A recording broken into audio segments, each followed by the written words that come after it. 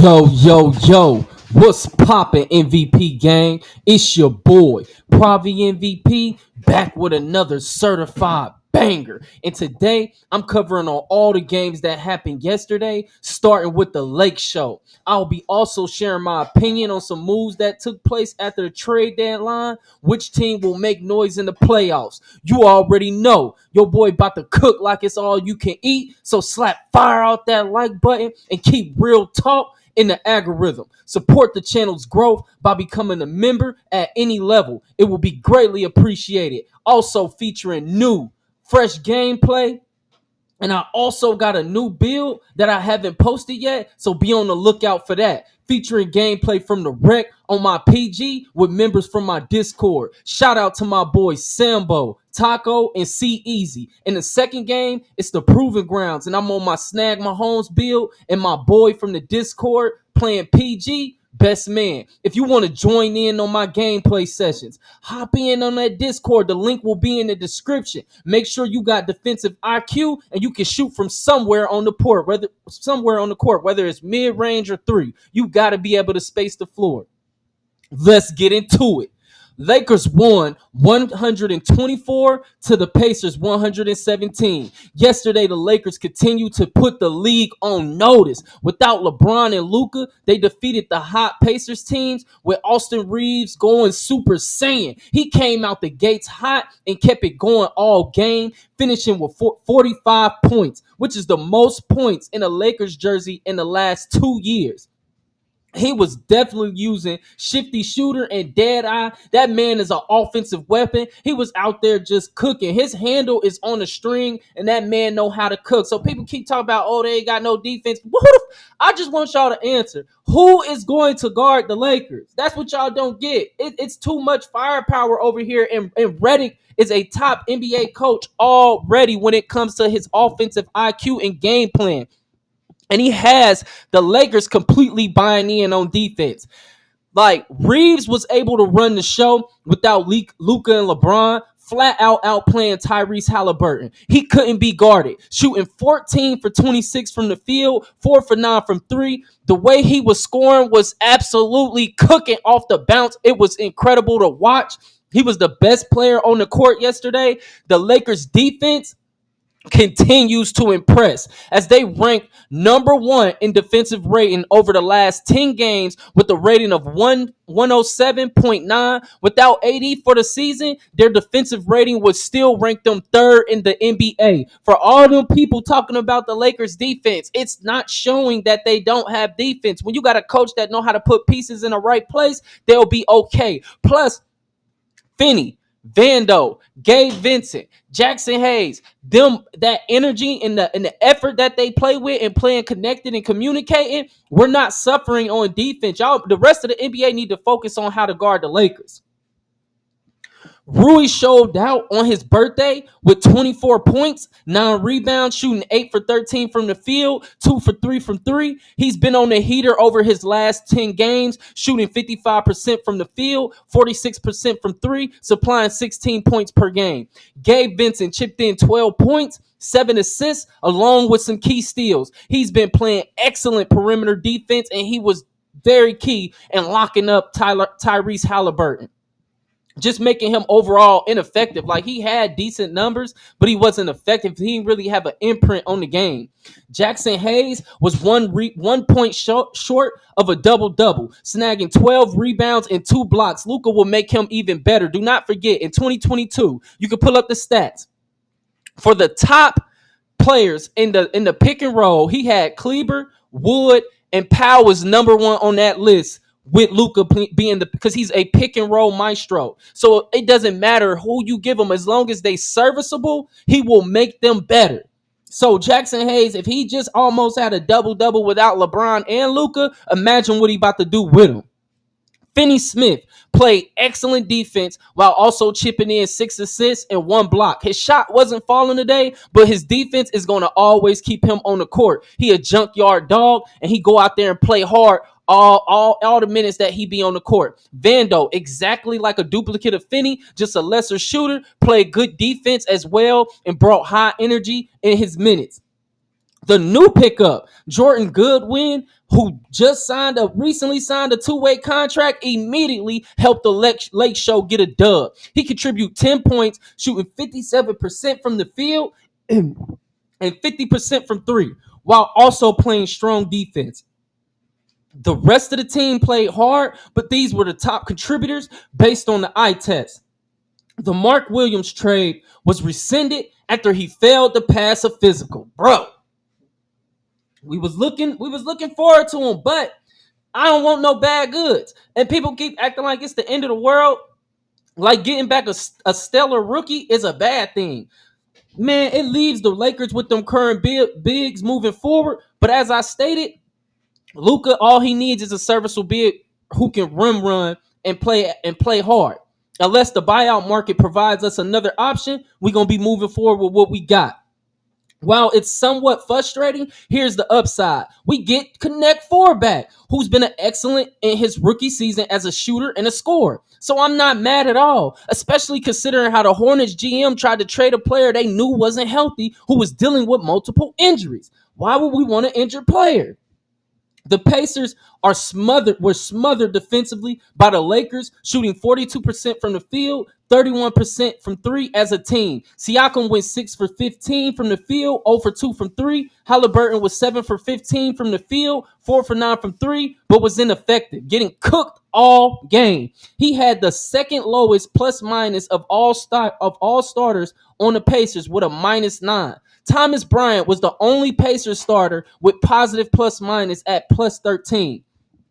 Overall, I'm still high on the Lakers winning it all, mainly because their offensive firepower and the way they've been playing defensively together. If you haven't been paying attention to how the Lakers been playing defense, I need you to start. Like I stated in yesterday's video, as long as they communicate, hustle, and play together on defense, their offense will carry them straight to the finals. With Luka, LeBron, AR-15, Rui, and Dalton Connect, they have all the firepower, along with Finney, Gabe, both being certified 3-and-D players, both proven playoff performers as well. Do not take that for granted. We got players that are proven in the playoffs. The Lake Show took over the 4th seed, which would give us home court in the playoffs, which the Pacers are in the same spot currently in the West. So we just beat the 4th seed in the East without LeBron and Luka, and people got the nerve to think that the Lake Show ain't about to keep this show going. That's what the people want to see. That's what the people want. We're going to continue to win. We're going to continue to move up the standards, and we're going to secure this home playoff game. If we get a home playoff game, we go into the finals. I'm just telling you that right now. You heard it here first. We get a home playoff game to start the playoffs. We go into the finals. All right, on to the next game. Orlando Magic 112 to the San Antonio Spurs 111. It was a nail biter. The Magic edged out the Spurs. Pablo Banchero hit a game winner, capping off a 17-point performance. He didn't play his best game, but he showed up when the team needed him the most, and that's what the people care about. Franks Wagner was stellar with 33 points, shooting 50% from the field. Victor Wembanyama had 19 points, but he struggled from deep, going 1 for 6 and finished with a -14 plus minus. Devin Vassell added 25 points for the Spurs, who collapsed in the final moments. Fox struggled since joining the Spurs and shot 27% from the field with 9 points and 9 assists. I'm telling y'all now, if the Spurs want to get the most bang for their buck, CP3 got to come off the bench for this team to operate at its max potential. Playing Fox and CP3 it's too small. It puts too much pressure on Fox to perform defensively, which is taken away from his offensive performance. Castle need to be starting and they'll play much better. Slide Fox back to the 1 and slide Castle to the 2 or the 3. However they got to do it. But how they playing right now, it's not working. It doesn't make any sense. Playoff implications. The Magic are striving to climb up the Eastern Conference playoff picture, currently as the 8th seed, while the Spurs are facing challenges and may be heading towards the lottery if they don't adjust their lineup. They're currently the 12th seed and not even in the play-in. So I know they didn't make the move they made for De'Aaron Fox to not even make the play-in. Like, bro, it's coaching at this point because it doesn't make sense with the lineup that they running. I don't care if Chris Paul, how he feels. He's not important to the team going forward. Golden State Warriors 132, Chicago Bulls 111. Jimmy Butler made a splash in his Warriors debut, contributing 25 points. Stephen Curry led all scorers with 34 points. And the Warriors overcame a slow start, dominating the second half with a 73-28 run. Kobe White's 27 points couldn't save the Bulls, who now lost 6 of their last 9 games. Playoff implications. The Warriors are working to improve their standing in the competitive Western Conference as they're currently the 11th seed, not even in the play-in. While the Bulls are facing an uphill battle to reach the playoffs in the East and are most likely heading to the NBA lottery and trying to capture the flag. Dallas Mavericks 116 to the Rockets 105. Anthony Davis shined in his Mavericks debut, posting 26 points, 16 rebounds, 7 assists, and 3 blocks before exiting the third quarter due to the abdominal injury, which is why the Doncic trade will go down as the dumbest trade in NBA history. AD is expected to miss the next few weeks. Max Christie added 23 points off the bench, and the Mavs set a franchise record with 18 blocks. Despite Jalen Green and Alspoon efforts, the Rockets suffered their 6th consecutive loss. So the Rockets was already on the downslide. So this doesn't say much for the Mavericks as far as their team, because Rockets haven't been playing good basketball. They've been looking more like the old Rockets. Playoff implications. The Mavericks are struggling currently in the play-in. If the playoffs were started today, they look to improve their playoff position in the Western Conference race, which will be tough without street clothes Davis and an offense that's struggling to score consistently. While the Rockets are the 5th seed, but currently on a free fall to the bottom of the playoff picture if they continue these losing ways. Boston Celtics 131.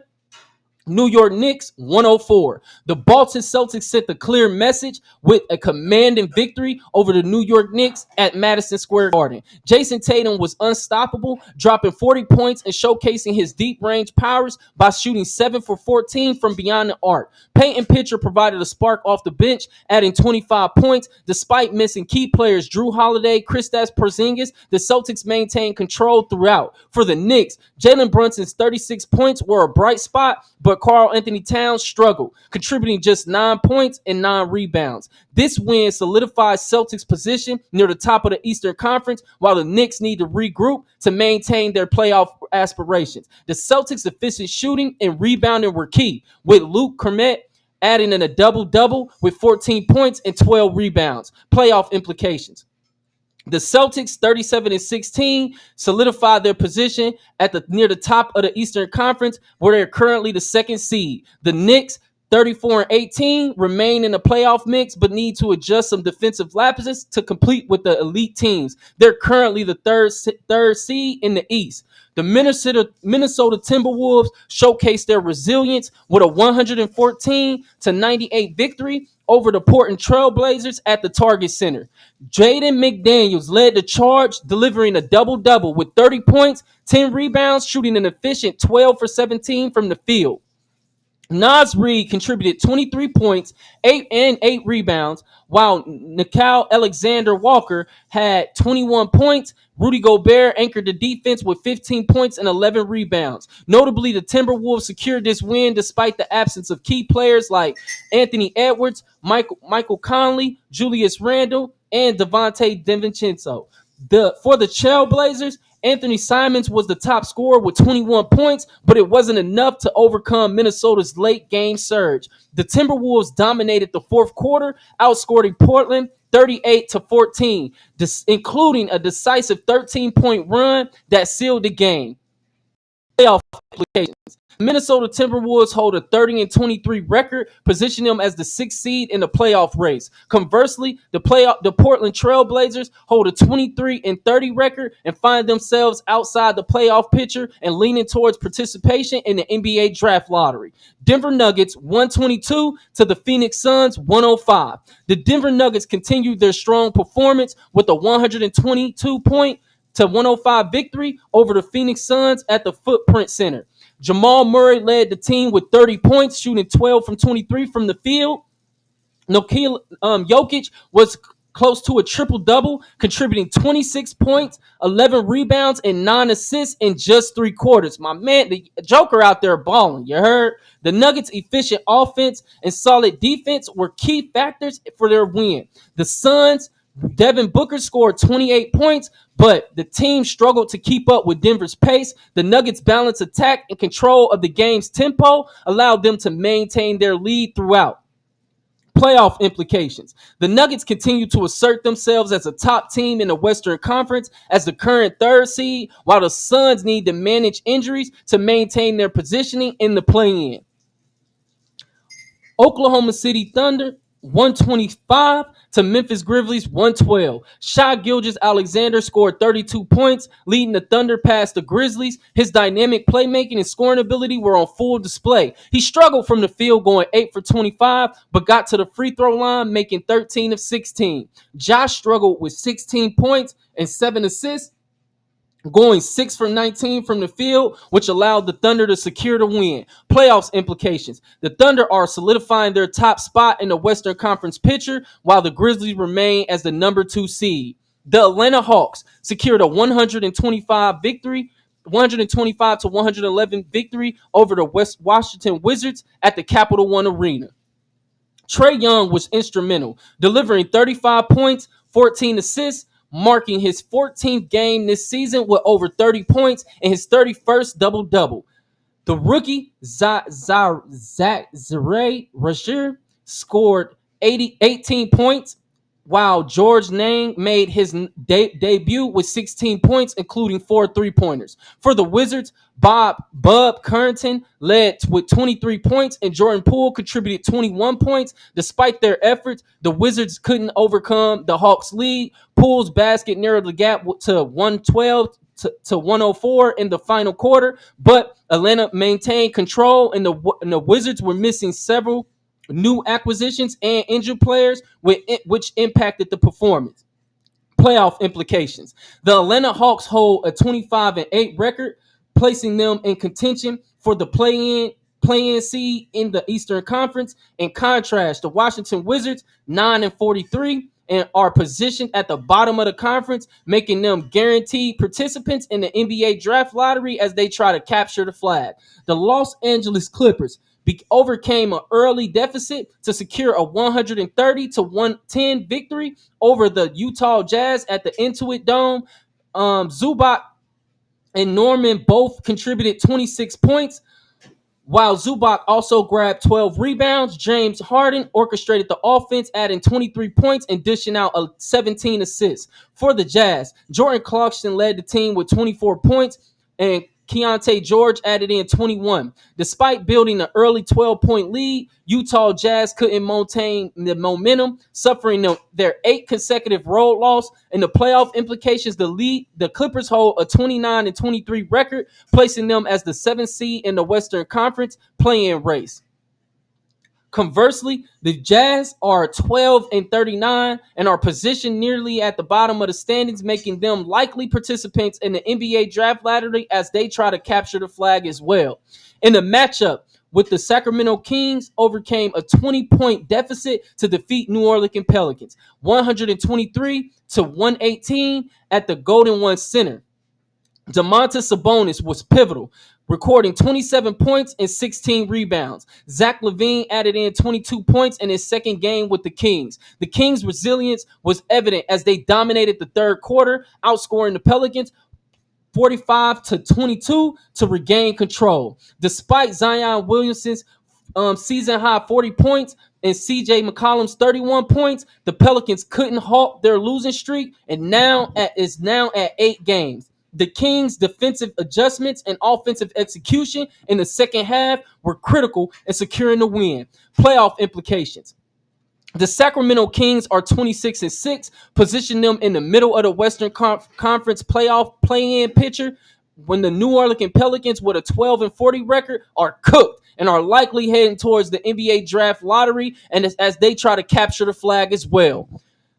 And that's a wrap for today's video, MVP gang. Today's NBA breakdown was another certified banger in the books. If you rock with the content, you already know the drill. Smash that like button. Let's get this video trending. Drop a comment. Who's making the biggest playoff push? Let's talk hoops. Subscribe and turn on notifications. Don't miss the next one because I'm dropping heat all season. Want to run games with your boy? Join the Discord, but only if you got that defensive IQ with that strap. Also, keep an eye out for my new build. I haven't posted it yet, but trust me, it's game breaking.